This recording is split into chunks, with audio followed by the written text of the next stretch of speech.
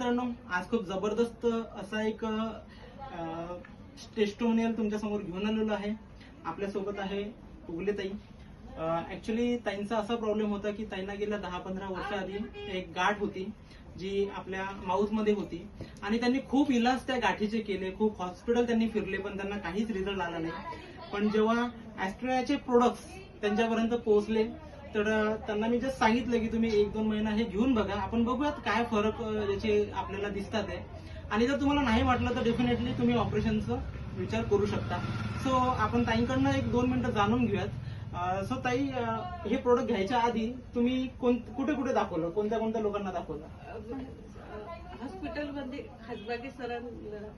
Okay, बुलढाण्यामध्ये जे famous doctor आहे डॉक्टर खासबागे सर, त्यांना ताईंनी दाखवलं.